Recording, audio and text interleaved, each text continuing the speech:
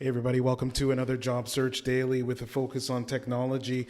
Today we've got some news that was breaking earlier this week about Netflix hiring a position up to $900,000 for somebody that specializes in AI. So that was the hot news this week. They came up with this article, I found it on Valuetainment. It claims here that American companies are on the brink of recruiting top AI specialists offering salaries reaching six figures, including a role posted by Netflix offering a package equating to up to $900,000. Manufacturing and entertainment companies are racing to hire the best AI specialists, ranging from data wizards to skilled technological practitioners. And so they have a little graph here. It's showing since 2019 the increase in the amount of demand for these kinds of people. It's something out of this world. In 2019, they maybe had a demand of somewhere in the line of, for every million people, less than, the graph looks like something like less than 10 postings for every million people. Now they have postings in excess of 425 postings for every million people. So there's been a huge increase in the demand for these AI specialists. One job offered by the streaming service Netflix, the role of a product manager, also written as a machine learning platform, claims the overall market range for roles in this area of Netflix is typically $300,000 to $900,000. Even $300,000 is amazing. The company added, this market range is based on a total compensation versus only base salary. So if you don't know the difference between total compensation and base salary, total compensation is like your base salary plus maybe your commission or your OTE, which is on target earnings, and then you have your stock options or your other benefits. When you add it all together, it adds up to anywhere from $300,000 to $900,000. Your base salary is something that's just a portion of that. Okay, so continuing on in the article, it says here, which is in line with our compensation philosophy. Netflix is known to be one of, if not the top paying technology companies in the world, even though they're struggling lately with a lot of people disgruntled about how they've been treated and the whole going back on the whole password sharing thing. Netflix is still looking to hire the best talent and pay them the top dollars here. The rush to hire top specialists has companies competing for the best technological professionals, promoting companies to hone their pitches to applicants to avoid losing out on rivals, according to the Wall Street Journal. So companies that have a need for workers like this, they go after workers. These workers don't typically have to apply for jobs. They are found and they are pitched to by companies that really need them. We're trying to hire, but it is a smoking hot market, says Chris Todd, CEO of software company Upwork, which is looking to recruit a senior level leader to oversee its integration of AI efforts. The company also plans to retrain the existing engineers to work on such projects. So they're looking to retool these engineers so that they can be more useful in the whole AI space. And the sad thing about it, a lot of these engineers are engineering their way out of a job because AI is eliminating a lot of these entry-level positions. A lot of these entry-level positions can be written in code through like ChatGPT now. It sucks, but it is what it is. They got to be really careful about these positions. When you take these positions, you're basically training your replacement. Upwork's vice president of AI role and machine learning positions offers compensation in the range of $260,000 to $237,000 a year, while a senior manager of applied science and generative AI at Amazon lists their top salary at $340,000. Walmart is offering an annual base salary for its conversational AI team ranging between $168,000 and $252,000, while Procter & Gamble in Cincinnati is recruiting for an AI engineer with a listed base salary of $110,000 to $132,000. Good luck trying to attract somebody with that kind of salary. If you read the salaries above that I just read, that's not very competitive. Goldman Sachs is searching for an AI engineer with a base salary in the range of $150,000 to $250,000 plus potential bonus. Yeah, good luck there again. So, yeah, these companies are looking to retool existing engineers. They're looking to hire engineers upwards of 900,000 in the case of Netflix. This is where this is going, guys. In this blog, obviously, we talk a lot about the technology sales and how to break into technology as somebody that's new and how to retool and get into an industry that pays really well from another industry that maybe doesn't pay so well or doesn't have as much upward mobility. I just don't see these AI chatbot type things or these regenerative AI softwares replacing a salesperson with the nuances of chat. And I'm talking about real chat, not chat GTP, but the nuances of a natural conversation in sales and building that rapport. You just can't get that from some kind of machine. So let's continue on here with this Wall Street Journal article, and then we're going to go to some of the available positions. Again, the $900,000 AI job is here. That's what the article is titled as. And I'm going to play the video here. And if there's a commercial, forgive me for the commercial. We'll get past that and get to the little juicy bits here. Listen up. Tech workers lost their jobs to AI. Artificial intelligence is also eliminating future positions.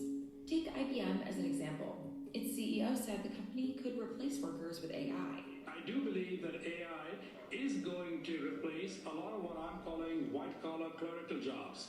So the ones that are much more repetitive, the ones that people do the same task again and again, I think a good 30% of those roles could go away over 5 years.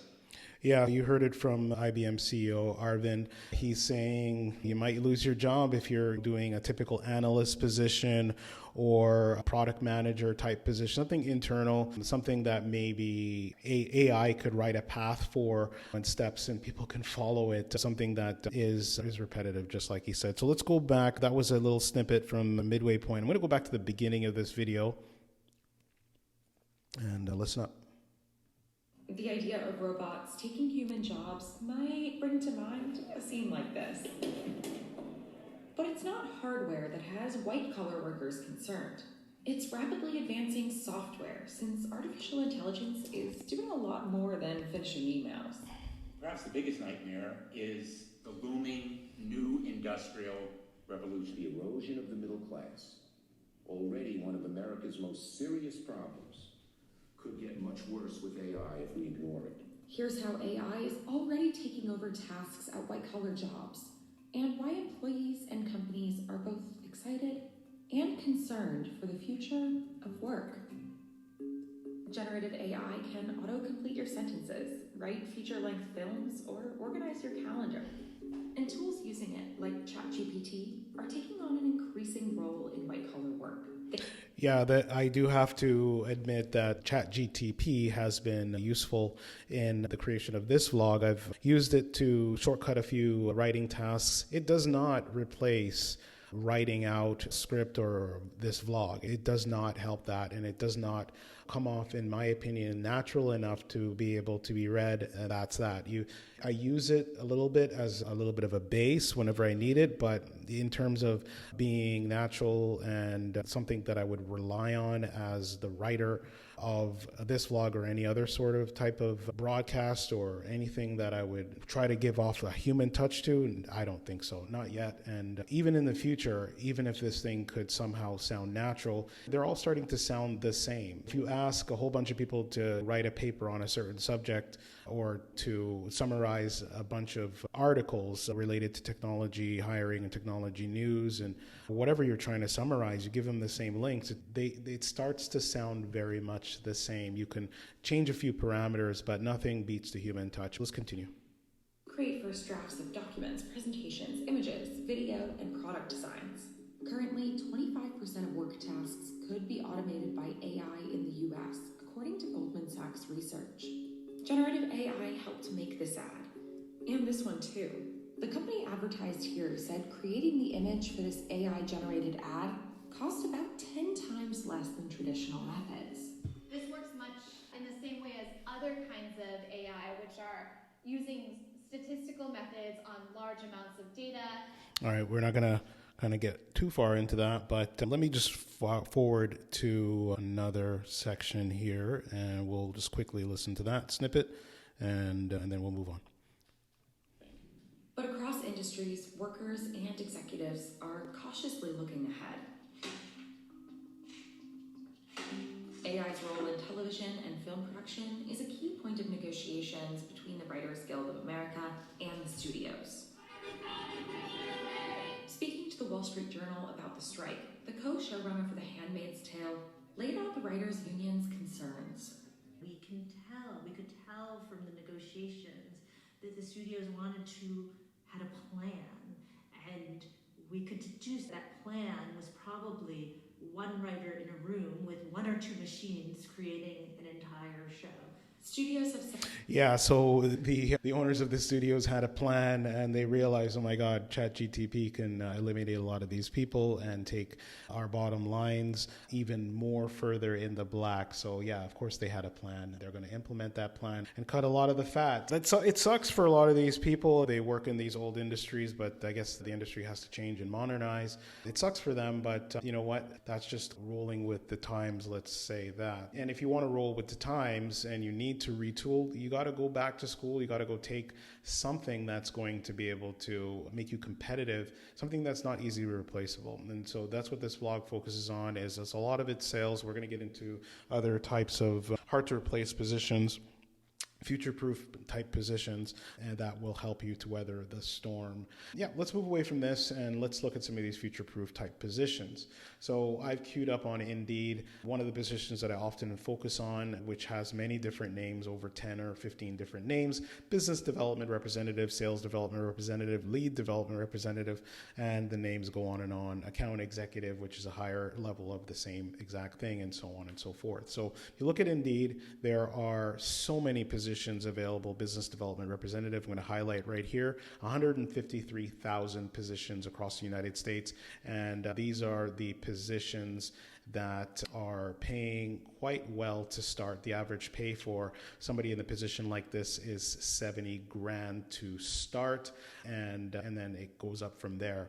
If you change the wording, so you have business development representative, you've changed it to sales representative, or sales development representative, I should say, there are 20,000 positions in the United States that pay above $70,000. So I put the restriction there, $70,000 or higher. There's 20,000 of those positions available right now. It's just pages and pages of companies looking for sales development representatives and business development representatives. One page you've got 153,000. The other page you have another 20,000 above $70,000 a year. So there's plenty of options out there for you if you want to retool and improve your viability in the market and your attractiveness for a new job. If you've been laid off from the movie industry or laid off in tech and other areas, you're a programmer, junior programmer, whatever, you're flying high, living the life, and then suddenly you got that letter. You can look at sales. Sales is a great way to be able to, like I said, future-proof yourself.